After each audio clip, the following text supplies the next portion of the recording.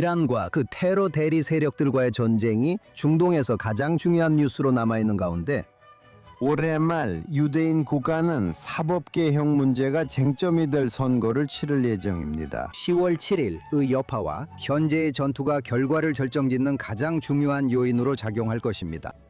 이스라엘 사람들이 중요한 질문에 답해야 합니다. 그들의 대법원이 유대 국가의 시민 자유와 민주주의를 지키는 필수적인 수호자인가요? 아니면 대법원이 법치주의를 무시하고 권력을 장악한 불법적이고 무법한 기관이며 그 목적이 민주주의와 유권자의 의지를 방해하는 것인가요? 오늘 Think Twice에서 우리는 이 문제를 중요한 신간 로그 저스티스, 이스라엘에서의 사법 우위주의의 부상의 저자이자 학자인 요나탄 그린과 함께 깊이 있게 다뤄보겠습니다.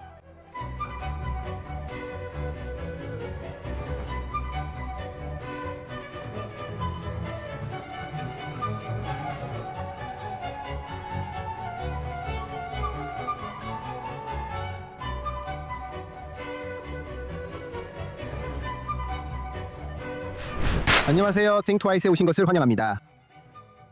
2023년은 유대인 역사에서 주로 10월 7일에 발생한 팔레스타인 아랍인들의 잔혹 행위로 기억될 것입니다. 하지만 그 어두운 날 이전의 9달 동안 이스라엘 사회는 사법개혁을 둘러싼 논쟁으로 거의 분열될 뻔했습니다. 베냐민 네타냐후 총리가 이끄는 정부가 이스라엘 사법부의 권한을 제한하려는 제안은 단순한 반대가 아니라 많은 사람들이 거리로 나와 이를 저지하려는 히스테리적인 반응으로 맞이되었습니다. 그 투쟁은 나라의 자유주의 기득권층과 비즈니스, 교육, 언론, 법조계 엘리트들이 정부와 그 정부를 지지하는 민족주의자들과 종교적 지지자들의 맞서는 구도로 전개되었습니다. 네타냐후 비판자들은 이번 사안이 이스라엘 민주주의 운명이 달린 문제라고 했습니다.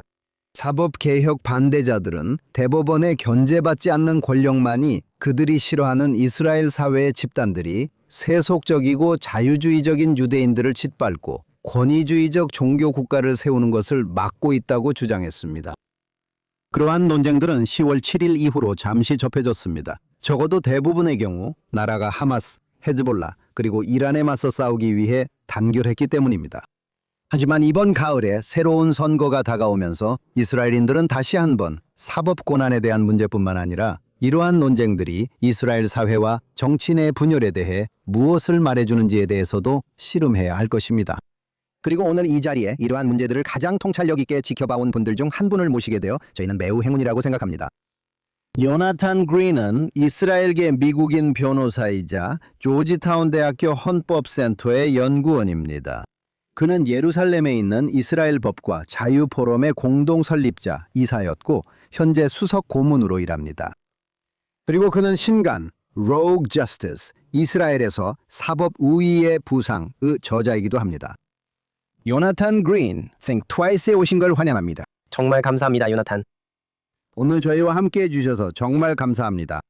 사법개혁에 관련된 법적 쟁점들에 대해 본격적으로 깊이 들어가기 전에 이 문제에 대한 큰 논쟁이 사실 법에 관한 것이라기보다는 정치와 사회에 관한 것이라고 생각하시는지 먼저 여쭤보고 싶습니다.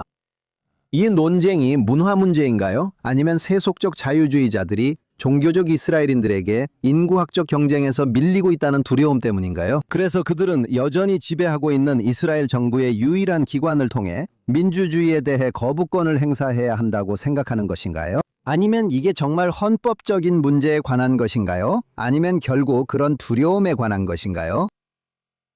네, 고마워요, 요나탄. 제 생각엔 둘 다 관련된 것 같아요. 왜냐하면 우리가 보는 것은 이렇습니다. 이스라엘 사회의 상당 부분, 특히 사법개혁에 반대하거나 이스라엘 대법원에 놀랍고 비할 데 없는 비민주적인 권력을 지지하는 사람들이 그렇다는 것입니다. 그들은 이것이 헌법이나 법 자체에 관한 대화인 척합니다. 그리고 그런 의미에서 우리는 그 논의의 차원에서 그들을 상대해야 합니다. 그리고 우리는 법의 영역과 맥락에서 제기되는 주장들에 맞서야 합니다. 그리고 그들이 이스라엘 대법원이 하는 일이 괜찮다거나 타당하다고 말할 때 사법개혁이 받아들일 수 없거나 끔찍하거나 민주주의의 종말이라고 말할 때 우리는 그 수준의 논리로 맞서야 합니다. 동시에 물론 더 정직하거나 더 솔직한 사람들도 많이 있습니다. 그리고 그들은 사실 이건 법에 관한 것이 전혀 아니라고 말합니다. 이건 민주주의나 정부, 법원에 관한 것도 아니라고 합니다. 이건 단지 통제와 권력을 주는 문제이며 우리가 민주적 절차의 결과가 마음에 들지 않기 때문에 그 결과를 막으려는 것뿐입니다.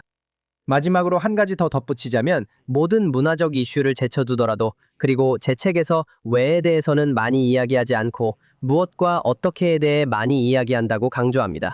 하지만 문화적, 사회적, 정치적 문제를 제쳐두고 본다면 이 책을 읽는 어떤 서구 독자라도 이스라엘 사법부의 이런 요소들이 얼마나 용납될 수 없고 얼마나 지속 불가능하며 얼마나 정당화될 수 없는지 그리고 이스라엘 대법원의 행동이 얼마나 끔찍하고 받아들이기 힘들었는지 알게 될 것입니다. 그리고 제 생각에 이 책이 말하고자 하는 요점은 모든 선입견을 내려놓고 모든 정치적인 부분도 제쳐두라는 것입니다. 그저 법과 민주주의만 바라본다면 이스라엘에서 일어나고 있는 일이 반드시 변화해야 하며 그것도 근본적으로 변화해야 한다는 것을 아주 빠르게 이해하게 될 것입니다. Think Twice에 함께해 주셔서 감사합니다. 여러분이 어떤 팟캐스트 플랫폼에서 저희를 듣고 계시든 아니면 페이스북이나 X 또는 JNS 유튜브 채널에서 저희를 라이브로 시청하고 계시든 JNS를 좋아요를 누르고 구독해 주시고 알림을 받으시려면 종 모양 아이콘을 클릭해 주세요. 그리고 좋은 리뷰도 남겨주시면 감사하겠습니다. 또한 Think Twice 외에 오늘날 중요한 이슈에 대한 뉴스와 분석을 전하는 자나슨 토빈 데일리 팟캐스트도 있습니다. 팟캐스트 플랫폼 어디서나 JNS 채널의 자나슨 토빈 데일리 쇼를 들을 수 있습니다. 이제 오늘 프로그램으로 돌아가겠습니다. 이 논의에 들어가면서 제가 먼저 던지고 싶은 질문은 다른 어디에서도 이런 유사한 사례가 있는가 하는 점입니다. 이스라엘의 사법부가 스스로 획득한 권한과 같은 권한을 대법원이나 사법부가 가진 사례가 다른 곳에도 있습니까? 제가 이 문제를 미국의 법학자 몇 분과 이야기했을 때 그분들은 이 사안에 대해 잘 알지 못했습니다. 저는 자나슨 터리 교수님을 알고 있습니다. 그는 저자이자 법학 교수로 잘 알려져 있지만 주로 팍스 뉴스의 법률 분석가로 가장 유명합니다. 그리고 그가 처음 이 문제가 제기됐을 때 그는 이스라엘 대법원과 사법부의 편을 들 것이라고 생각했다고 저에게 말했습니다. 즉, 판사들을 견제하려는 사람들에 맞서 사법부를 지지할 거라고 생각했다는 겁니다. 그래서 그의 성향은 항상 자신이 법치주의라고 생각하는 것과 독립적인 사법부를 지지하는 쪽이었습니다. 그리고 그는 결국 이전에는 알지 못했던 이스라엘 대법원이 가진 권한을 알게 되었습니다. 그리고 그는 자신이 반대편에 서게 되었다는 것을 깨달았습니다. 그는 사법개혁을 지지하는 사람들과 동의하고 있었습니다. 이스라엘의 대법원과 같은 대법원이 있는 곳이 세계 어디에 또 있을까요? 조나슨 정말 좋은 지적이에요. 그리고 저는 이것이 정말 중요하게 고려해야 할 점이라고 생각합니다. 왜냐하면 이스라엘처럼 운영되는 대법원은 전 세계 어디에도 없기 때문입니다. 그리고 우리가 보는 것은 이스라엘의 사법 우위주의자들, 즉 사법부를 지지하는 진영이나 시위운동에 참여하는 시위자들에게 물어보면 그들에게 왜 전 세계 다른 나라의 어떤 제도나 헌법 시스템이라도 하나라도 도입하지 않느냐고 물어보면 우리는 그것을 통째로 받아들일 수도 있다고 말할 수 있습니다. 우리는 전체를 받아들일 수 있습니다. 그러나 받아들일 수 있는 하나를 말하라 하면 아무도 기꺼이 답하지 않거나 하나도 말하지 못할 것입니다. 그 이유는 전 세계 어느 나라도 오늘날 이스라엘 대법원과 그 대리인들에게 주어진 것과 같은 비민주적이고 책임지지 않는 통치 권한을 법원에 부여하지 않기 때문입니다. 그래서 객관적으로 볼 때 이스라엘 대법원이 쌓아온 권력과 비슷한 수준의 권력을 가진 곳은 전혀 없습니다.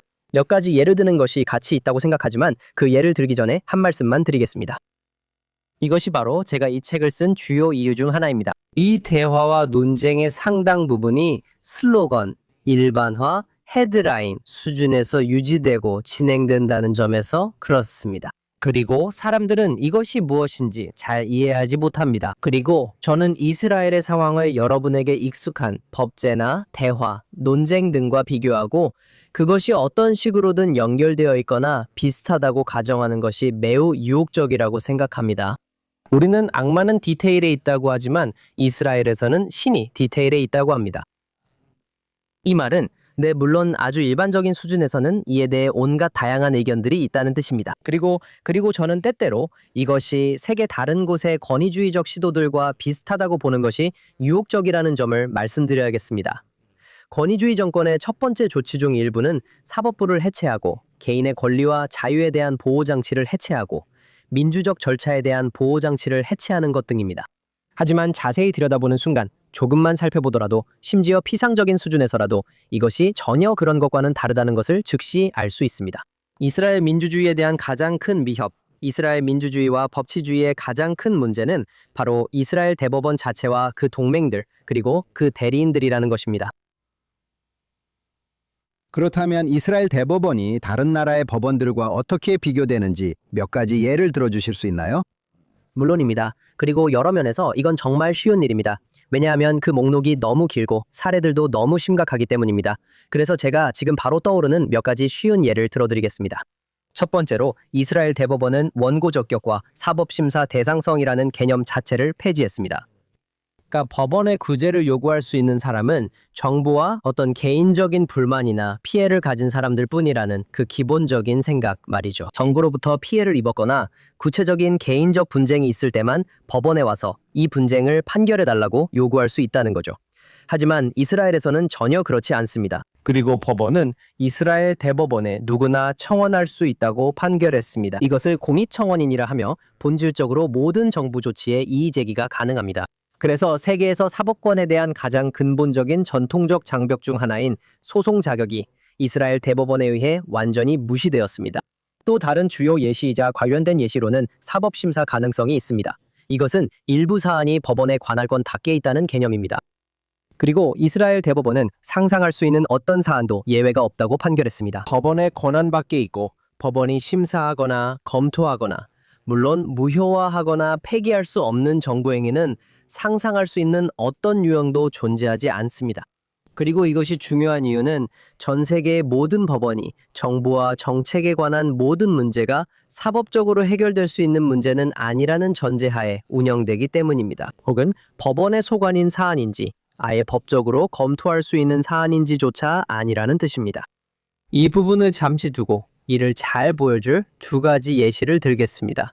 첫 번째는 합리성 원칙입니다. 그리고 이것은 1980년대 후반과 1990년대 초반에 이스라엘 대법원이 만들어낸 원칙이자 심사 기준입니다. 그리고 이 원칙은 모든 정부의 결정과 정책을 그 자체의 타당성에 따라 평가하겠다는 것입니다. 그리고 이것은 기본적으로 온갖 법률적 용어를 사용해서 법원이 단순히 결정한다는 것을 의미합니다. 즉, 우리는 판사들은 행정부의 특정 정책 결정에 동의하는가, 동의하지 않는가를 판단한다는 것입니다. 그리고 우리는 그 결정을 무효화할 것입니다. 법원 스스로의 말에 따르면 그들은 정부가 상충하는 요소들과 고려사항들을 올바르게 저울질했는지 물을 것이라고 합니다. 상충하는 요소들과 고려사항들을 올바르게 저울질했는지 말이죠. 이것이 바로 통치의 본질입니다. 우리는 최종 결과에 동의하고 정당하다고 생각하며 정부가 올바르게 행동했다고 보는가를 묻는 것입니다. 그리고 이 원칙은 잠시만 결합해서 생각해보면 제가 앞서 말씀드린 소송 자격과 사법심사 가능성을 떠올려 보세요. 그래서 누구든지 어떤 이유로든 정부의 모든 조치에 대해 대법원에 청원을 제기할 수 있습니다. 법적인 근거가 전혀 없어도 됩니다. 그리고 그 결과 법원은 상상할 수 있는 모든 정부 행정 조치에 간섭하고 개입하게 되었습니다. 그리고 이 모든 것을 잘 연결해주는 아주 큰 예시가 바로 행정부 임명 문제라고 생각합니다. 이 예시는 다른 관할권에 있는 분들에게 좋은 사례가 될 것입니다. 이런 일은 전 세계 어디에서도 일어나지 않기 때문입니다. 이스라엘에서는 이스라엘 대법원이 모든 고위 임명에 대해 소위 타당성, 즉 법적 합리성을 정기적으로 심사합니다. 행정부 전체, 즉 내각 장관에 이르기까지 모든 고위직에 대해 그렇습니다. 정부 부서와 각 부처의 수장들도 포함됩니다. 그러니까 미국 대통령이나 캐나다 총리가 재무장관이나 국무장관을 임명한다고 상상해보세요. 그리고 대법원이 나서서 심사하는 겁니다. 아무런 피해도 입지 않은 사람이 청원을 제기하는 겁니다. 즉, 무작위 비영리 단체나 일반 시민이 단순히 동의하지 않는다는 이유 또는 이게 현명하지 않은 결정이라고 생각한다는 이유로 청원을 내는 거죠. 그리고 법원이 그 내각 임명 결정에 개입해서 우리는 당신이 한 임명이 불합리하다고 생각한다고 말하는 겁니다. 불법이 아니라 불법이 아닌데도 말이죠. 그건 어떤 법률이나 엄격한 규칙도 위반하지 않습니다. 맞죠? 그 돈 제쳐두고요. 단순히 불합리하기 때문에 무효라는 겁니다. 그리고 이스라엘 대법원은 이런 일을 내각 장관들에게 해왔습니다. 이스라엘 대법원은 모든 최고위 행정부 임명에 대해 그렇게 해왔습니다. 그래서 군 참모총장, 국가경찰청장, 이스라엘의 주요 첩보 및 정보기관장, 그리고 이스라엘 공공서비스 전반의 다른 고위직 임명들에도 그렇게 해왔습니다. 그리고 바로 이번 주에 이스라엘 대법원은 마침내 모사드 국장 임명을 허용할지에 대한 결정을 내렸습니다. 로넨 가프만의 임명에 대해서요. 그가 임명되는 것에 대해 법적으로 이의를 제기할 만한 점이 전혀 없었습니다. 그럼에도 불구하고 법원은 이 임명을 최종적으로 승인했다고 할 수 있는 그렇게 오래 끄는 절차를 거쳤습니다. 그리고 똑같이 그 임명을 무효화할 수도 있었습니다. 마지막 예시입니다. 임명 문제를 통해 사법심사 가능성, 소송 자격, 합리성, 원칙 등이 잘 전달되었길 바랍니다. 이는 일부 문제에 대한 예시일 뿐입니다. 마지막 쟁점은 많은 청중이 관심 갖는 헌법적 문제입니다. 더 깊이 다룰 수 있지만 여기서는 한 문장으로 말씀드리겠습니다. 이스라엘 대법원은 입법에 대한 사법심사를 실시합니다. 이스라엘 대법원은 우리가 익숙하게 알고 있는 서면 헌법이나 통상적인 헌법 없이도 법률을 무효화합니다. 이런 사례는 전 세계에 없습니다. 일부 국가에서는 법원이 서면으로 된 통상적인 헌법에 근거해 법률을 무효화하기도 합니다. 법원이 법률을 무효화하지 않는, 즉 사법심사가 없는 나라들도 있습니다. 그런 나라들에는 영국, 뉴질랜드, 네덜란드, 스위스 같은 곳들도 포함됩니다. 이런 형태도 민주주의로 받아들여집니다. 하지만 전 세계에서 단 한 나라만이 바로 대법원이 선출되고 책임 있는 의회가 통과시킨 정당한 법률을 헌법적 근거도 없이 우리가 흔히 아는 성문헌법에 가까운 것조차 없이 무효화할 수 있습니다. 이것들은 이스라엘이 서구에서 흔히 볼 수 있는 형태와 얼마나 다름을 보여주는 예시일 뿐입니다. 네, 제 생각에는 당신이 아주 명확한 그림을 그려주셨다고 생각합니다. 그리고 나중에 이 개념들 중 일부를 좀 더 자세히 다뤄보고 싶습니다.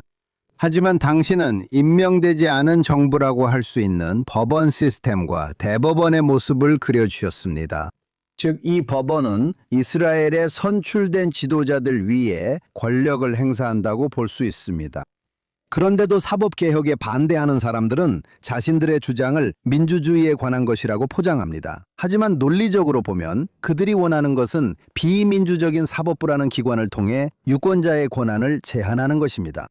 그리고 이 논쟁을 이해하기 위해서는 1980년대와 1990년대로 돌아가야 한다고 생각합니다. 전직 대법관 아하론 바라크와 그의 추종자들이 이스라엘 대법원의 권한을 확대하는 아이디어를 구상했을 때였습니다.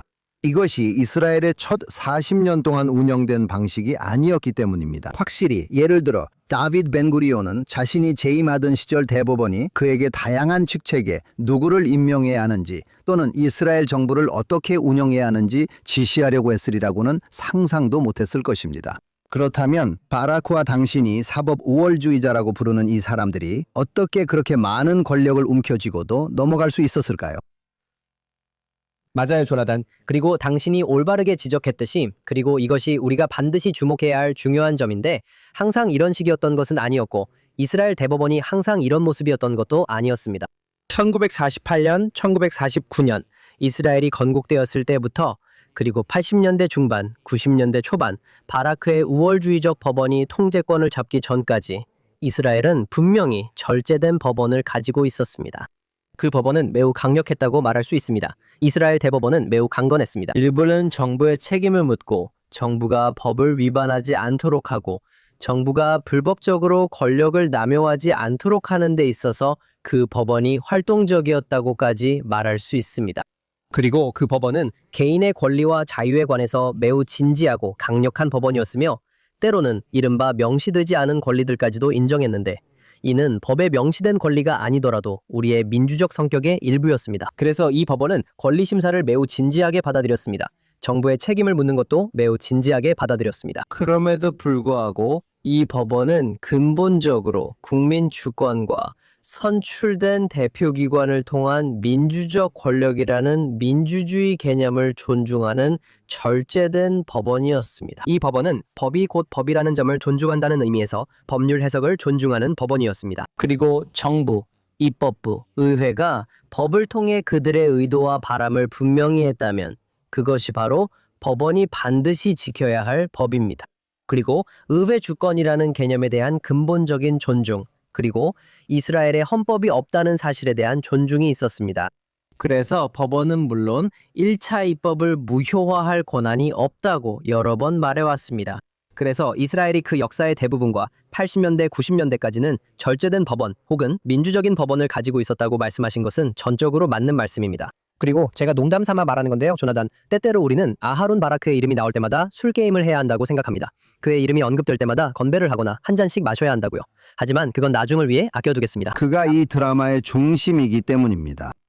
정확히 그렇습니다. 그리고 저는 이 부분을 제 책, 특히 서문에서 조금 더 자세히 다루고 있습니다. 그리고 저는 아하론 바라크가 이스라엘 전체 법률 시스템, 특히 사법 우월주의에 들이온 그림자를 묘사한다고 말합니다. 아하론 바라크, 즉 아하론 바라크 대법관이 오늘날 이스라엘 대법원과 우리가 알고 있는 사법 우월주의 주도적인 인물이자 설계자였다는 것은 의심의 여지가 없습니다. 그렇다면 왜 이런 일이 일어나고 어떻게 법원이 이를 아무런 제재 없이 할 수 있었을까요? 이것이 분명히 가장 큰 질문 중 하나입니다. 그리고 제 생각에는 아마도 당신이 암시하고 있고 앞서 몇 마디 언급했던 것 중 하나가 바로 이것이 이스라엘 내의 근본적인 사회적 긴장과 정치 및 인구 통계의 큰 변화와 관련이 있다는 점입니다. 이것은 비밀이 아니며 여러 다양한 집단에서 어느 정도 암시하거나 인정하고 있는 사실입니다. 그리고 간단히 말하자면 1977년에 이스라엘 우파 정당들, 특히 리쿠드가 이스라엘 역사상 처음으로 집권하게 되었습니다. 그리고 그때까지 이스라엘의 정치와 정부는 좌파 정치와 이스라엘 노동당, 그리고 그 다양한 변형들이 지배하고 있었습니다. 그래서 이것은 이스라엘에서 큰 변화였습니다. 그리고 이스라엘의 많은 엘리트들은 우파 정부가 들어서고 소위 세련되지 않은 대중이 우파 정치인들에게 투표해서 이스라엘 사회의 주요 문제들에 대해 목소리를 낸다는 생각에 충격을 받았습니다. 네, 그리고 잠깐만요. 방금 세련되지 않은 대중이라는 표현을 썼는데 그건 문화 엘리트들이 유권자의 일부를 경멸할 때 쓰는 표현이잖아요. 하지만 이것은 아슈케나짐과 미즈라힘 사이의 차이에서도 부분적으로 비롯된 것이었습니다. 유럽에서 온 사람들이 아니라 이스라엘 초창기 역사에서 주로 차별받았던 사람들이죠. 그리고 전통적으로 좌파에 있던 세력들보다 우파 정당에 투표했던 사람들이죠. 맞아요. 정말 흥미로운 부분이죠. 네, 맞습니다. 이 변화의 중요한 부분은 미즈라히 유대인들의 정치적, 인구학적 영향력이 커졌다는 점입니다. 즉, 중동이나 북아프리카 출신의 유대인들, 종교적인 유대인들, 혹은 종교적 관습이나 정체성, 소속감 면에서 좀 더 전통적인 유대인들을 말합니다. 꼭 정통파일 필요도 없고, 물론 초정통파일 필요도 없습니다. 단지 유대인의 유산과 전통에 좀 더 공감하는 많은 유대인들을 말하는 것입니다. 그리고 또 다른 이념적 요소들도 포함될 수 있습니다. 예를 들어 이스라엘의 성격과 정체성에 대해 좀 더 강한 민족적 관점을 다진 사람들이죠. 좀 더. 이스라엘이 서한지구나 가자지구 또는 유대와 사마리아 등에서 차지하는 위치에 대해 더 확신에 찬 관점을 가진 사람들이죠. 정말 많은 근본적인 차이점들이 있지만 특히 1970년대 후반에 부상한 정치 세력들과의 핵심 인구 통계학적 차이가 분명히 존재합니다. 그리고 이것은 다시 말하지만 많은 사람들이 볼 수 있듯이 이 관점을 가장 잘 설명한 대표적인 인물 중 한 명이 메나헴 멜처 교수입니다. 메나헴 멜처 교수죠. 그는 텔아비브 법대 학장이었고 이스라엘 최고의 민간 영예인 이스라엘 상을 수상한 인물입니다.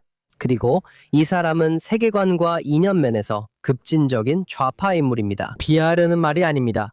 그는 자신을 그렇게 묘사하며 항상 그런 이념적 세계에서 활동해 왔습니다. 그리고 그는 수년간 대법원의 가장 강력한 비판자 중 한 명으로 떠올랐습니다. 그리고 1980년대와 90년대 그는 사법 권력의 변화에 대해 처음으로 설명한 사람 중 한 명이었고 그 사법 권력의 변화를 인구 통계적, 정치적 변화와 연결지은 최초의 인물 중 한 명이었습니다. 그리고 그는 이 정치 권력의 변화가 이스라엘의 아슈케나지 세속 엘리트들이 없다는 것을 실질적으로 통치 권력을 행사하는 특정 중심지들을 유지하려고 결심했고, 그 중심지들은 실제로 책임을 지는 민주적 권력 기제로부터 단절되어 있었다는 것을, 립되어 있었다는 것을. 영국 대법관인 조나선 섬션 영이 한 말을 제가 좋아합니다. 그분은 그걸 권력의 지렛대라 부르죠, 맞나요? 실제 유권자들과 국민들, 그리고 권력의 지렛대, 즉 실제로 정부를 움직이는 메커니즘 사이에는 얼마나 많은 장벽이 있을까요? 그리고 확실히 1970년대 후반과 80년대 초 이스라엘의 정치적 좌파와 그와 연관된 아슈케나지 세속 엘리트들은 이러한 장벽을 세우기로 결심했습니다. 국민들과 실제 권력 기제 사이에 말이죠. 그리고 권력의 지렛대, 권력의 지렛대 말입니다. 그리고 이스라엘 대법원은 가장 큰, 어쩌면 오늘날에는 가장 큰 그런 장벽일지도 모릅니다. 네, 그래서 다시 제 질문으로 돌아가겠습니다. 그들은 어떻게 그걸 해낼 수 있었던 거죠? 제 말은 1950년대의 대법원이 그런 일을 했다는 건 상상할 수 없습니다. 혹은 이런 일을 하면서 예를 들어 바라크처럼 법원의 권한을 주장하고 선포하는 것을요. 그리고 벤구리온 총리가 그걸 그냥 넘어가게 놔뒀다는 건가요? 제 생각엔 그런 일은 어떤 식으로든 초기에 바로 잡혔을 거라고 상상합니다. 왜 민주적으로 선출된 크네셋이 이렇게 쉽게 당하고 별다른 저항도 없이 이런 식으로 발목이 잡히도록 내버려뒀을까요? 정말 좋은 질문입니다. 그리고 좋은 답변이 정말 많다고 생각해요. 좋은 답이 없는 게 아니라 오히려 너무 많아서 문제죠. 몇 가지 답변을 드려보겠습니다. 제 첫 답변은 완전히 공정하진 않지만 말씀드릴 가치가 있습니다. 어떤 면에선 그게 중요하지 않을 수도 있습니다. 제가 그 말로 의미하는 바는 여러분이 제 책을 읽기를 바라는 이유가 이 상황이 얼마나 심각한지, 우리가 어떻게 여기까지 오게 되었는지, 그리고 우리가 어떻게 이런 일이 일어나도록 방치했는지, 왜 이스라엘 크네세트나 유권자들이 이렇게 무관심하거나 심지어 부주의하게 이런 일이 일어나도록 했는지 이해하셨으면 하기 때문입니다. 그렇습니다. 제 말은 우리는 그 일이 어떻게 일어났는지 계속 분석할 수 있다는 겁니다. 하지만 실제로 중요한 것, 아니 제가 생각하기에 가장 중요한 것은 우리가 지금 어디에 있는지 이해하는 것이고, 단순히 우리가 어떻게 여기까지 왔는지만이 아니라 상황이 얼마나 심각한지, 그리고 얼마나 많은 변화가 필요한지 이해하는 것입니다. 하지만 그건 당신의 질문에 대한 진짜 답변은 아닙니다. 그래서 몇 가지 답변을 드리겠습니다. 첫 번째는 이스라엘 정부 자체가 혼란스럽고 혼돈스러운 성격을 가지고 있다는 점입니다. 이스라엘 정부는 모두 연립 정부입니다. 이들은 악명 높을 정도로 불안정합니다. 평균적으로 이스라엘 정부의 수명은 약 2년 정도이며 그 이후에는 붕괴됩니다. 그리고 이스라엘 정부의 헌법 질서, 이스라엘 정부의 제도적 틀에 무언가가 있습니다. 이로 인해 이스라엘 정부는 제대로 대응하고 논의하며 숙고하는데 매우 부적합하게 만듭니다. 그리고 이런 사법부 측의 권력 탈취에 대해 생각하고 이를 해결하는 데 있어서도 그렇습니다. 그래서 구조적인 관점에서 보면 이스라엘 정부는 항상 뚜렷하게 약화된 상태에 있었습니다. 그리고 많은 사람들이 그렇게 느낀다고 말합니다. 한 가지 예를 들어드리겠습니다. 90년대 초 이스라엘 대법원은 좌파 연정의 좌파 노동당 총리였던 이츠하크 라빈 총리에게 강제로 명령을 내렸습니다. 그들은 법적 근거 없이 그에게 두 내각 장관 해임을 강요했습니다. 이것이 유명한 데리 독트린입니다. 법원이 그렇게 하자 라빈은 거의 저항하지 않았습니다. 그리고 아시다시피 이츠하크 라빈은 여러 면에서 이스라엘 좌파 엘리트의 9세대에 속한 인물이었습니다. 물론 그는 1995년에 비극적으로 암살당했습니다. 그리고 그는 아시다시피 약한 사람이 아니었습니다. 그는 매우 진지한 사람이었고 이스라엘 정치계에서 엄청난 지지와 후원을 받았습니다. 그런데도 그는 이 문제에 대해 법원과 맞서기를 꺼렸습니다. 법원은 아무런 법적 근거도 없이 그에게 내각 장관들을 해임하라고 명령했는데도 말이죠. 그래서 그에 대한 한 가지 설명은 아주 분명하게 볼 수 있는데, 바로 그의 연정 파트너들, 즉 함께 국정을 운영하는 파트너들 때문에 무슨 일이 벌어지고 있는지 생각하고 파악할 시간조차 없었다는 점입니다. 그래서 그게 답의 한 부분입니다. 또 다른 정말 중요한 답의 한 부분은 이스라엘의 사법 우월주의자들은 이 답을 정말로 좋아하지 않겠지만 제 생각에는 이게 일부라고 봅니다. 이스라엘의 정치계와 유권자들은 사실 수년 동안 매우 자제해왔다는 점입니다. 그리고 그들은 이스라엘 대법원을 하나의 기관으로서 엄청나게 존중해왔습니다. 예전에는 이스라엘 대법원에 대해 엄청난 존경심을 가지고 있었습니다. 그리고 그런 존경심 때문에 그들은 이스라엘 대법원을 상대로 한 더 공격적인 조치들을 많이 자제하려고 했습니다. 그리고 그들은 이스라엘 대법원의 방향을 바꾸기 위해 자신들이 할 수 있는 모든 것을 했습니다. 그러면서도 극단적인 대립으로 치닫지 않고 전면전으로 번지는 것도 피했으며 권력의 균형을 근본적으로 바꾸려고 하지는 않았습니다. 그래서 그들은 자신들의 견해에 더 우호적인 대법관을 임명하려 했지만 대법원이 이를 막았습니다. 그들은 더 명확하고 대법원의 일부 판결을 변경하는 법률을 제정하려고 했습니다. 대법원은 이것들을 무시하거나 혹은 이 법률들을 그 내용과는 정반대로 해석했습니다. 사람들이 싫어하는 설명이 하나 있다고 생각합니다. 이스라엘 정치계, 특히 우파와 이스라엘 유권자들은 지난 30, 40년 동안 놀라운 자제력을 보여왔습니다. 그들은 한계점에 도달할 때까지, 즉 더 공격적이고 직접적인 조치로 대법원의 권한을 매우 강력하게 억제하는 방식으로 이 문제를 제대로 다룰 수밖에 없는 상황이 될 때까지 자제해왔습니다. 이것이 2023년 개혁안에서 우리가 본 모습과 가깝습니다. 다음 주제로 넘어가기 전 관련 이유 두 가지를 더 말씀드리겠습니다. 하나는 이 모든 것의 어두운, 음침한 측면과 관련이 있습니다. 이 부분에 대해서는 제 책에서 아주 자세히 다루고 있습니다. 이스라엘 정치인들과 고위 인사들, 정치인뿐만 아니라 행정부의 고위 인사들, 심지어 정부 밖의 인물들까지도 사실상 정치적 반체제 인사가 되는 것을 두려워하고 있습니다. 제가 이렇게 말하는 이유는 이스라엘 대법원이 이스라엘 법 집행기관들을 무기화했고 형사 사법 시스템도 무기화했기 때문입니다. 정치인들을 겁주고 이스라엘 사법 권력과 이스라엘 대법원의 권력에 잠재적으로 맞설 수 있는 이들을 위축시키기 위해서입니다. 이것은 음모론이 아니며 제 책에서도 설득력 있게 나타납니다.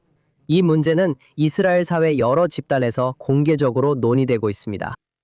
그 예시를 하나 들자면 가장 대표적인 사례가 1993년 이츠하크 라빈 시절로 돌아가서 그때 법원이 대리 원칙을 도입했습니다.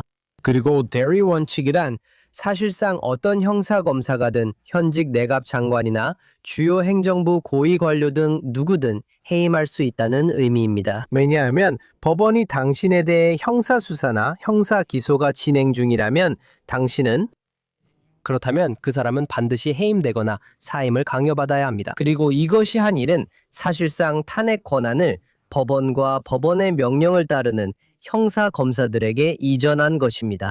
그리고 이 끔찍하고 끔찍한 권력은 사실상 세계 거의 모든 민주주의 국가에서 받아들일 수 없는 것이지만 법 집행기관과 법원의 여러 대리인들에 의해 엄청나고 파괴적인 효과로 남용되어 왔습니다. 그리고 이스라엘 대법원을 비판하거나 법원의 적으로 간주된 사람들이 일자리를 잃은 사례가 아주 많습니다. 혹은 훨씬 더 심각하게 허위이거나 근거 없는 형사 절차에 휘말려 사실상 정치 생명이 끝나버린 사람들도 있습니다. 때로는 그보다 훨씬 더 나쁜 일도 있었습니다. 그래서 이것은 법원이 국가의 다른 권력기관들에 대해 자신의 제도적 권력을 행사하는 어둡고 더 음흉한 방식 중 하나입니다. 그리고 다시 한번 이것은 정말 중요한 점입니다. 꼭 여러분이 고려해 주셨으면 합니다. 이것은 단지 제 의견만이 아닙니다. 이건 요나탄 그린이 음모론을 퍼뜨리는 게 아닙니다. 제가 설명하는 모든 것은 책에서 엄청난 세부 사항으로 뒷받침되고 있습니다. 단지 사실이나 이야기뿐만 아니라 기타 등등 모두 포함해서요. 그리고 이것이 표현되는 방식까지도 모두 뒷받침되고 있습니다. 그리고 이스라엘의 고위 법조인들, 법학 교수들, 판사들에 의해 주장되고 있습니다.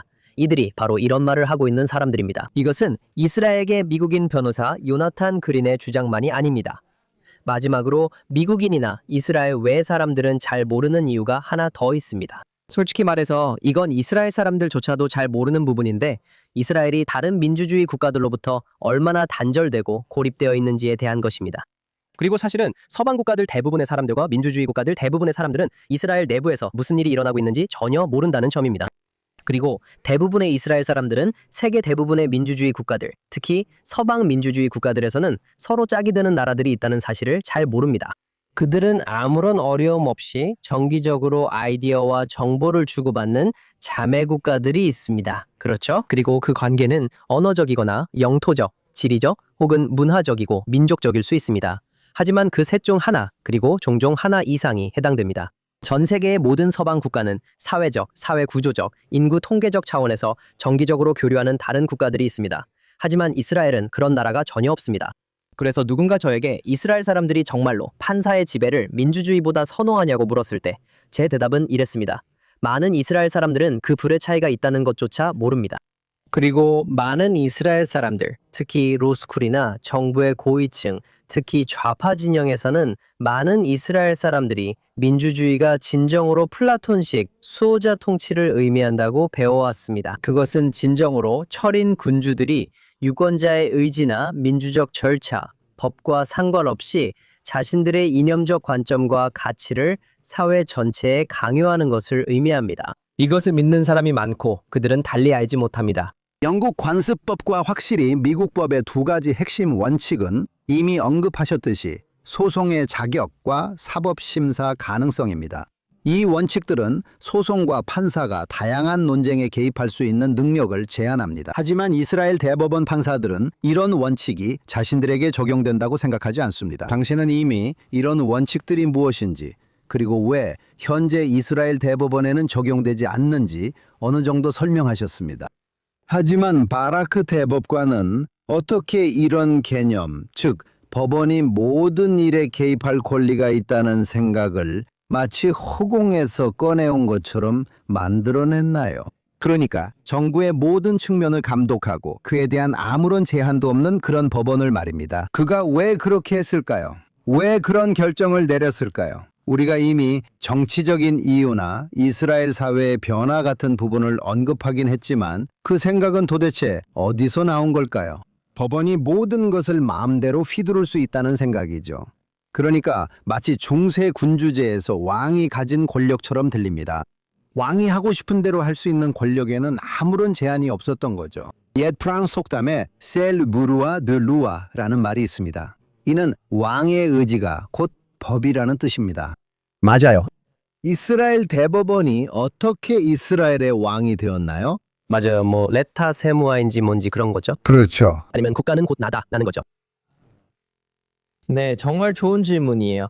아마 여러 가지 상반된 답이 있을 수 있겠지만 몇 가지만 간단히 말씀드리자면 우선 아하론 바라크 자신이 정말 뛰어난 그리고 지금도 뛰어난 법률가라는 거죠. 그분은 아직 살아 계십니다. 과거형으로 말할 수 없죠. 그분이 정말 뛰어났는지는 모르겠어요. 그러니까 지금도 뛰어난지는 모르겠지만 적어도 그 당시에는 분명히 그렇게 평가받았고 농담이지만 물론 지금도 정말 뛰어난 법학자입니다. 여러 면에서 일종의 법률 신동이었죠. 그리고 그 누구도 그분에게서 그 점을 빼앗을 수는 없다고 생각합니다. 그분은 또한 이 일을 해내는데 결정적이었던 두 가지 중요한 특성도 지니고 있었습니다. 하나는 뛰어난 카리스마와 개인적인 능력, 즉 많은 지적, 정치적, 이념적 적수들과 개인적인 관계를 구축하고 유지하는 능력이었습니다. 그리고 세 번째는 일종의 정치적 감각입니다. 그리고 많은 사람들이 이것에 대해 이야기합니다. 다시 말하지만 이건 음모론이 아닙니다. 바라크의 지지자들을 포함해서 많은 사람들이 이것에 대해 이야기합니다. 많은 사람들이 바라크의 소위 전략적 법원과 아하론 바라크와 그의 동맹들이 그들의 개혁과 이스라엘 사법 권력에 대한 변화를 얼마나 정교하게 추진했는지에 대해 이야기합니다. 먼저 그가 한 일을 뒷받침하기 위해 바라크가 정말 대단한 사법적 논거들을 동원했다는 것은 의심의 여지가 없습니다. 그 논거들은 정말로 반박하기 어려웠습니다. 그리고 그의 경쟁자들 대부분 정치적이든 사법적이든 진지하게 맞설 수 있는 도구나 법적 지식, 시간, 능력이 없었습니다. 그리고 누군가 무슨 일이 벌어지고 있는지 깨달았을 때쯤이나 이런 지적 반론들이 제대로 정립되고 힘을 얻었을 때쯤에는 이미 모든 것이 끝난 뒤였습니다. 이미 엎질러진 물이었죠. 하지만 그와 더불어 아하론 바라크와 그의 법원은 이스라엘 사법권에 대한 개혁을 매우 점진적이고 단계적으로 진행했습니다. 이런 점에서 그들은 이 일을 매우 현명하고 전략적으로 진행했다고 할 수 있습니다. 예를 들어 그들은 여러 번 특정 원칙이나 법원의 권한의 어떤 요소를 확장하곤 했습니다. 하지만 그들은 종종 반대 의견에서 그렇게 하거나 혹은 다른 방식으로 그렇게 하곤 했습니다. 하우엔바흐는 종종 반대 의견이나 딕타라 불리는 판결의 부수적 부분에서 그렇게 했습니다. 딕타는 판결의 핵심이 아닌 부수적 부분을 의미합니다. 이는 판결의 구속력 있는 핵심이 아니라 법원의 배경 법리나 이론에 관한 내용으로 실제 구속력 있는 결정보다 부수적입니다. 하지만 딕타와 반대 의견을 통해서 법원은 일련의 이론들을 발전시켰습니다. 그리고 정말 교활하게, 꽤 교묘하게 법원은 특히 아하론 바라크는 이런 일을 하는 것으로 악명이 높습니다. 그들은 그런 다음에 마치 이미 확립된 법인 것처럼 이러한 주장들을 소급해서 언급하곤 했습니다. 그래서 아하론 바라크는 악명 높게도 어떤 판결에서 다수 의견을 가졌을 때, 그리고 자기 편이 그를 뒷받침하고 있을 때 자신의 반대 의견이나 다른 사람의 반대 의견을 암시하곤 했습니다. 그는 명확히 확립된 법이 아닌 부수적 의견을 암시하며 이건 이미 결정된 사항이고 오랫동안 법원의 원칙이었다. 우리는 새로운 걸 하는 게 아니다. 라고 주장했습니다. 우리는 새로운 원칙을 만드는 게 아니라 확립된 법리를 적용하는 것입니다.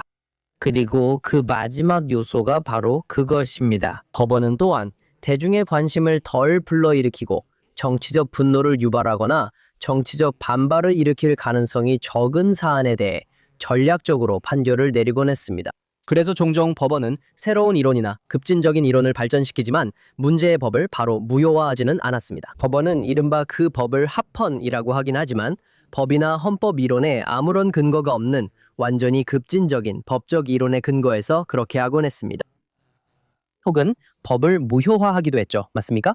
새로운 원칙을 시험해보거나 정부의 어떤 조치를 무효화하기도 했지만 그 이유가 사실 별로 중요하지 않은 것이었고 애초에 매우 인기가 없었던 것이거나 그런 식이었습니다. 그리고 이런 식으로 법원은 자신의 권력을 굳히게 됩니다.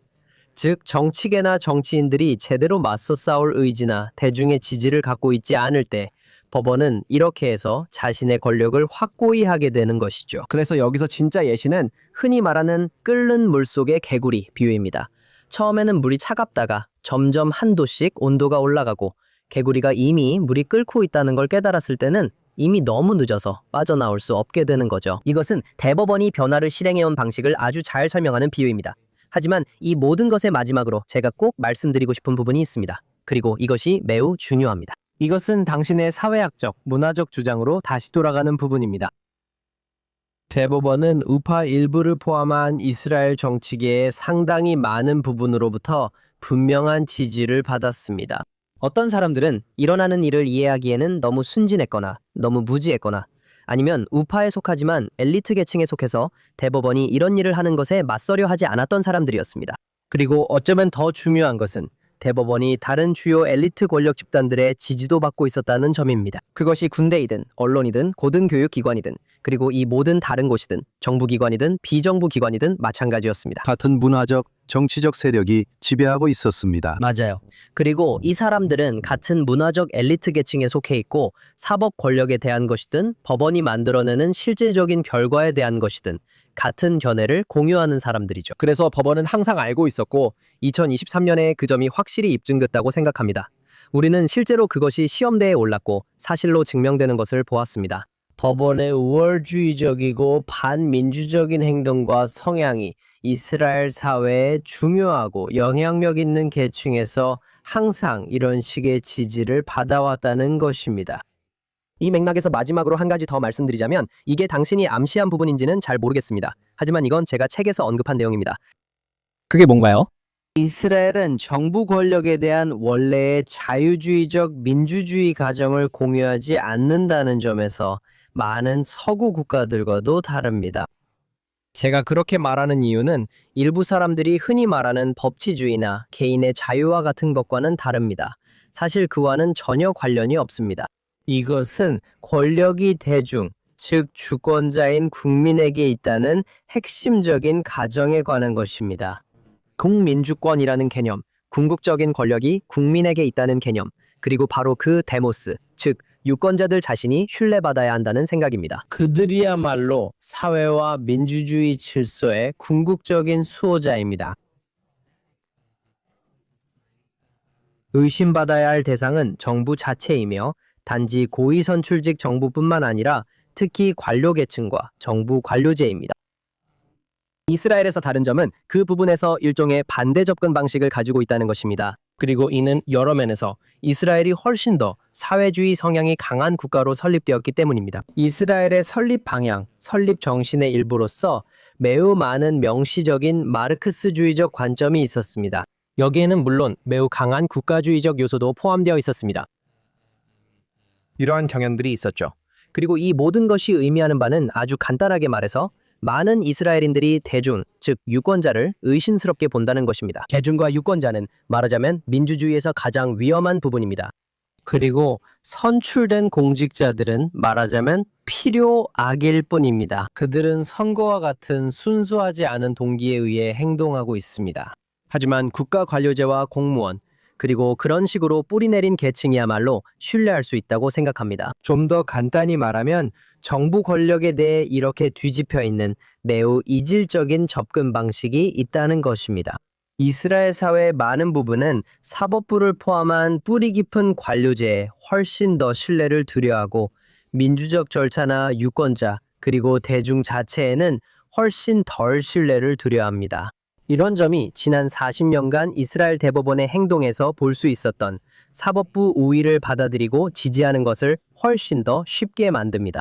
네, 저는 그게 정말로 핵심을 찌르는 부분이라고 생각합니다.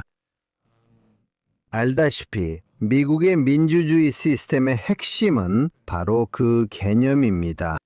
그것은 독립선언서에 나와 있습니다. 즉, 사람들이 창조주로부터 일정한 권리를 부여받았다는 것입니다. 그리고 개인의 권리는 정부나 군주가 주는 선물이 아니라는 것입니다.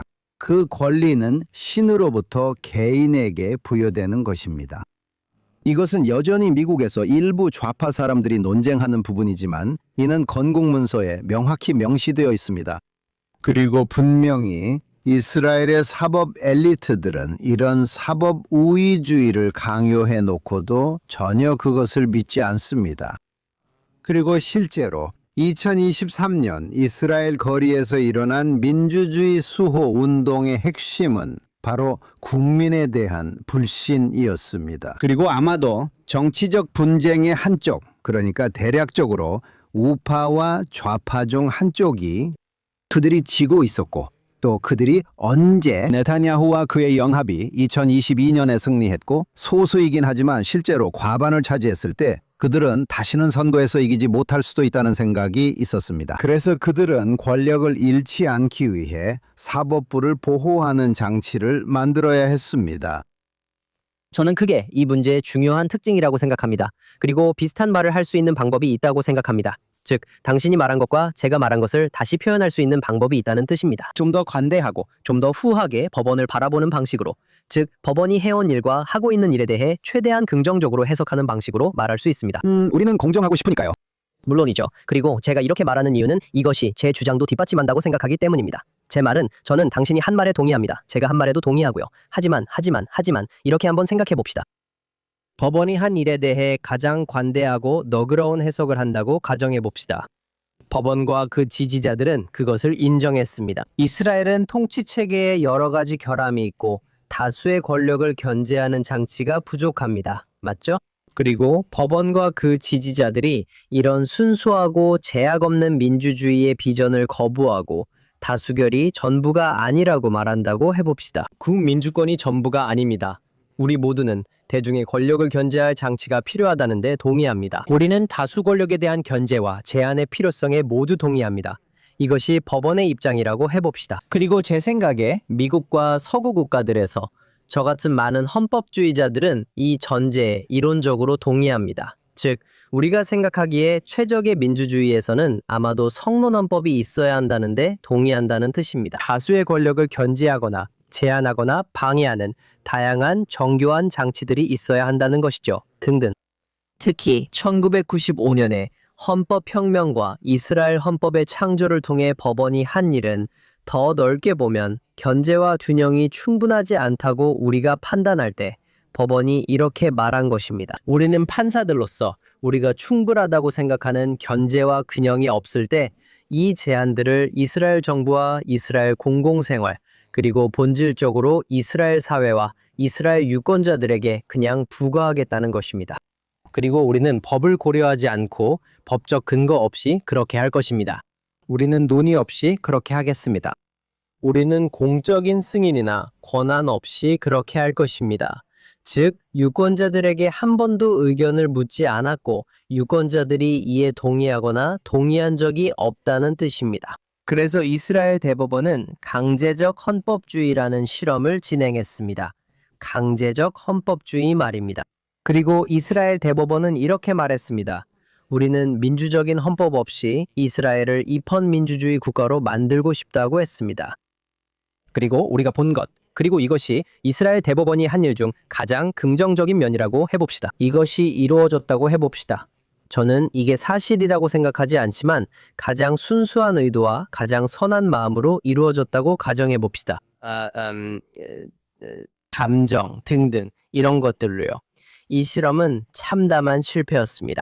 그리고 이것은 전 세계의 국가들에게 사법 권력의 무제한적 행사를 정책 문제, 체계적 문제, 구조적 문제의 해결책으로 고려하는 것에 대한 교훈이 됩니다. 왜냐하면 이것은 완전히 무너졌기 때문입니다. 대중은 이것을 거부했습니다. 이스라엘 유권자들의 상당수가 법원이 내린 결과에 동의하지 않으며 사실상 헌법주의 자체를 완전히 포기한 상태입니다. 이런 의미에서 법원의 실험은 오히려 역효과를 냈습니다. 이제 그 어느 때보다 더 적은 수의 이스라엘인만이 정부의 헌법적 제약을 가하는 일을 사법부가 집행해야 한다는 바로 그 발상을 믿습니다. 법원이 신뢰할 수 없는 파트너임을 스스로 증명했기 때문입니다. 그리고 무엇보다도 물론 많은 이스라엘 기관들에 대한 대중의 신뢰, 특히 대법원에 대한 신뢰가 급락했습니다. 완전히 바닥을 쳤습니다. 그리고 무엇보다도, 그리고 이것이 정말 중요합니다. 이 점들이 대법원의 헌법주의 실험은 이스라엘 사람들이 공적 차원에서, 정치적 차원에서 서로 잘 지낼 수 있는 능력을 근본적으로 약화시켰습니다. 그리고 대법원이 한 일은 특히 정치적 좌파에게, 더 넓게는 이스라엘 사회의 다양한 진영들에게 동기를 부여했다는 것입니다. 그들에게는 자기 입장에 더욱 고착되고 더 극단적으로 분열되도록 동기를 부여했습니다. 그리고 대법원이 본질적으로 사회의 많은 계층에 말하는 것은 당신들은 타협할 필요가 없다는 것입니다. 협상할 필요도, 협력할 필요도, 심지어 서로 대화할 필요도 없다는 것입니다. 서로의 우려나 불만을 인정할 필요도 없다는 것입니다.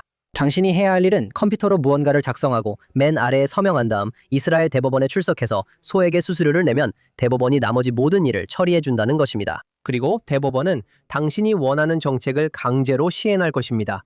당신이 선호하는 민주적 절차 등등을 사회 전체에 강요하게 됩니다. 그리고 저는 여러분께 이런 생각, 이런 점을 남기고 싶습니다.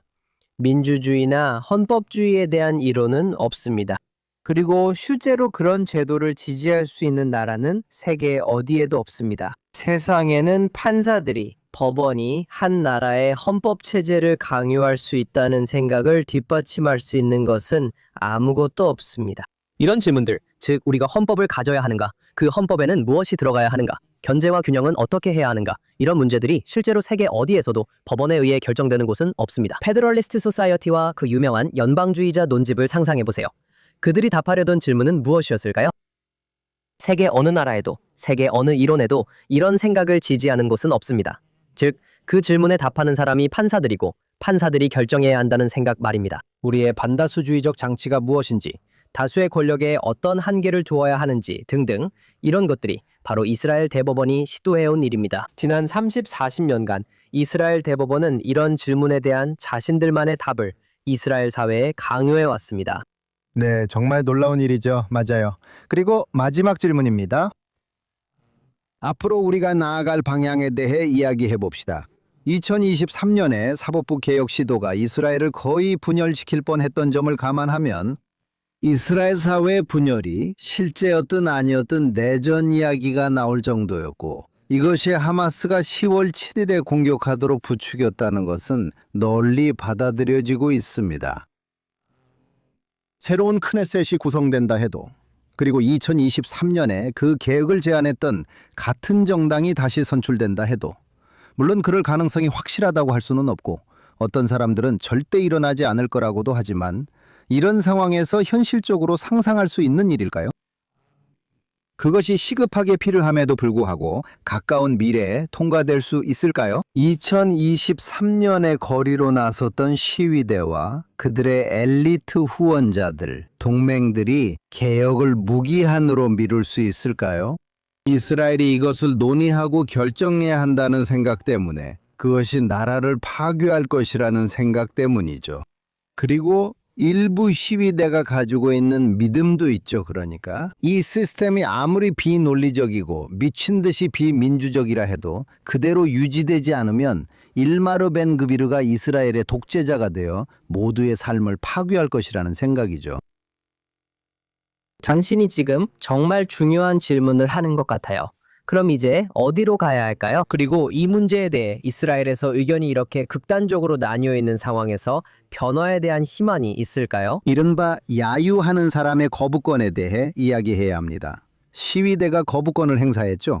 그리고 그것이 중요한 부분입니다. 즉, 이것은 단순히 양극화의 문제만은 아니라는 뜻이죠. 이것은 반대자들이 얼마나 극단적인 조치까지도 불사할 의향이 있는가에 대한 문제이기도 하죠. 맞죠? 만약 이스라엘의 복지, 때로는 이스라엘의 생존 자체를 진정으로 위협할 정도로 그처럼 극단적인 조치까지도 불사하려는 반대자들이 있다면 그에 맞서서 우리가 할 수 있는 일이 무엇이겠습니까? 이것은 정말 어려운 질문이고 쉬운 답은 없다고 생각합니다. 저는 사람들에게 생각할 거리를 남기고 싶습니다. 사람들은 낙관적인 답변을 듣는 것을 좋아하죠. 그래서 제 버전은 상황이 나아질 거라는 겁니다. 하지만 그 전에 훨씬 더 나빠질 겁니다. 그리고 여러분은 정말로 어려운 이 문제로 이스라엘 사회는 당분간 논쟁을 겪게 될 것입니다.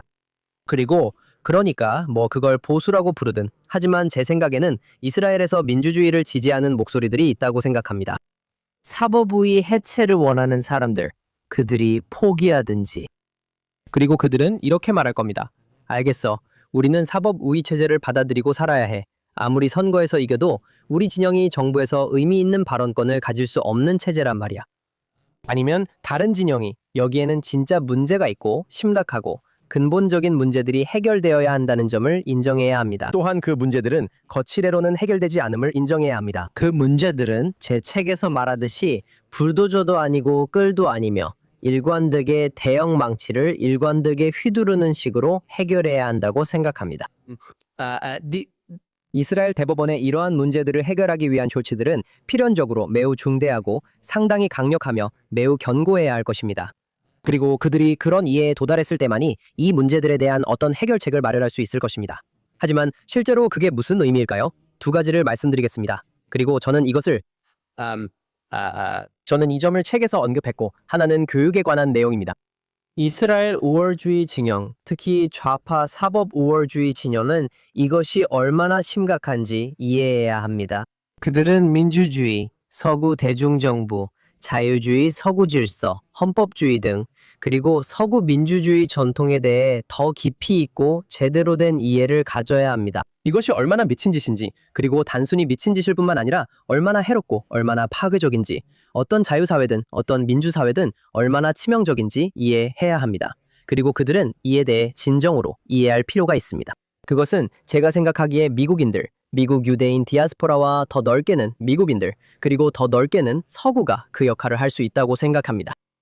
그리고 여러분은 이스라엘인들에게, 특히 좌파 동맹 및 우호 인사들에게 더 효과적으로 전달하는 역할을 할 수 있습니다. 그들에게 설득하는 것이죠. 그들이 정당하고 타당한 우려를 가지고 있더라도 현재 이스라엘 사법부의 상황은 도저히 용납될 수 없고 괜찮지 않다는 것을요. 그리고 그것은 정당성 측면에서도 실제로도 도저히 불가능한 일입니다. 그래서 한 가지 중요한 요소는 이스라엘 유권자들, 특히 좌파를 대상으로 한 대규모 교육 노력이 필요하다는 점입니다. 제가 제안하는 현실적인 방안은 재헌의회 구성입니다. 그리고 조나선, 당신은 이스라엘이 수년 동안 여러 차례 헌법 초안을 마련하려는 노력을 해왔다고 언급하셨죠? 하지만 놀랍게도 실제로 다시 재헌의회를 만들자고 제안한 사람은 거의 없습니다. 즉, 어디선가 법학 교수 몇 명이 모여서 헌법 초안을 작성하고 사람들에게 의견을 묻거나 국회의원들에게 떠넘기는 식으로 하지 말자는 겁니다. 아니요. 헌법을 초안하고 제정하며 비준할 목적으로 만들어진 실제 기관을 위해 선거를 치르고 그 후 국민투표 등으로 국민에게 넘기자는 겁니다. 이건 이미 검증되고 익숙한 모델입니다. 그렇죠? 새로운 걸 만들어내는 게 아닙니다. 그리고 놀랍게도 이것은 이스라엘의 공적 담론에서 완전히 빠져 있던 것입니다. 그리고 저는 재헌의회라는 틀이 물론 모든 쓰라림과 양극화를 완전히 없애지는 못하겠지만 하지만 바로 그런 차이들을 수용하기 위해 만들어진 것이 바로 재헌의회와 같은 기관입니다. 그리고 결국에는 어쩌면 우연히, 어쩌면 기적적으로 이러한 문제들에 대해 어느 정도의 합의를 실제로 이끌어낼 수 있도록 하는 것입니다. 이 모든 것에는 세 번째 요소가 있습니다. 말하기는 싫지만 이것도 일부인데 우리 청중이 이해해야 할 중요한 점은 여기에는 돈 문제가 얽혀 있다는 것입니다. 이스라엘에서 친민주주의 진영이나 친사법개혁 진영은 완전히 밀리고 상대가 되지 않습니다. 그리고 좌파에 있는 사법 우위 세력에 의해 완전히 가려지고 있습니다. 이런 공공 캠페인, 싱크탱크, 학자들, 그리고 기타 모든 것에 그들이 쓰는 돈은 우파가 이 분야에 쓸 수 있는 돈과는 비교도 안 될 정도로 압도적입니다. 실제로 변화를 원하고 해결책을 바라는 사람들도 있습니다. 미국인들은 이 문제를 잘 알고 있어 따로 설명할 필요가 없습니다. 이런 종류의 변화가 일어나기 위해서는 자선 활동과 이러한 자금 지원 노력이 산소와도 같은 역할을 합니다. 그래서 이것도 중요하다고 생각합니다. 이스라엘과 미국 모두 이런 이해가 필요합니다. 그리고 미국에서도, 그리고 디아스포라 유대인 사회에서도 만약 우리가 이런 변화에 영향을 미치고 싶다면 여기에 집중적으로 그리고 강하게 투자해야 한다는 것을 알아야 합니다. 네, 아마 가장 낙관적인 결론은 아닐 수도 있지만 이제 시간이 다 되었습니다. 요나탄, 오늘 함께 해주셔서 정말 감사합니다. 청취자와 시청자들이 Rogue Justice 구입처와 요나탄님 활동, 팔로우 방법을 알려주세요. 정말 감사합니다. 마지막으로 한 문장만 덧붙이자면 이건 조금 더 낙관적일 수도 있고 아니면 중간쯤일 수도 있지만 이건 분명히 실제로 존재하는 문제라는 점을 말씀드리고 싶습니다. 이스라엘은 실제로 존재하며 여러 문제가 있지만 여전히 멋진 곳입니다. 우리 모두 이스라엘의 번영과 성공을 바랍니다. 이스라엘에는 선의의 시온주의자들과 애국자들 그리고 좋은 사람들이 가득합니다. 사법부에도 그런 사람들이 있습니다. 이것이 어느 정도 낙관적인 부분이라고 생각합니다. 하지만 더 구체적으로 말하면 이스라엘은 실제로 존재하는 곳이고 실제 문제들이 있습니다. 문제를 해결하려면 먼저 이해해야 하며 이를 위해 오랫동안 냉정하게 들여다봐야 합니다. 제 책이 그런 역할을 하며 그게 당신의 질문으로 이어집니다. 제 책, 그러니까 아직 제목을 말씀드리지 않았는데 Rogue Justice, 이스라엘에서의 사법 최고주의 부상입니다. 네, 제가 오프닝에서 언급했어요. 네네네네. 네가 오프닝에서 말했다는 거 알아. 우선 아마존 지역 서점, 반스 앤 노블스, 그리고 대부분의 지역, 예를 들어 영국, 캐나다, 호주 등에서도 아마존에서 주문할 수 있습니다. 이스라엘에서도 아마존 등에서 구매할 수 있지만 무료 배송은 어렵고 다른 곳에서도 살 수 있습니다.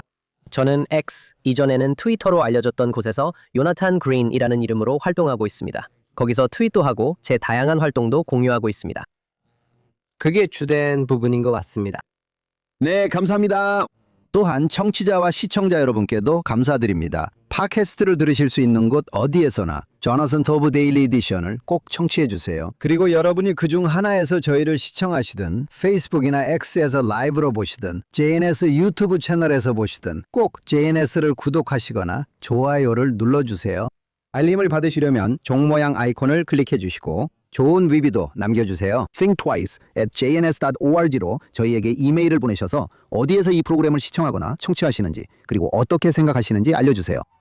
그리고 항상 스스로 읽고 생각하는 것을 잊지 마세요. 다음 주에 다시 뵙겠습니다.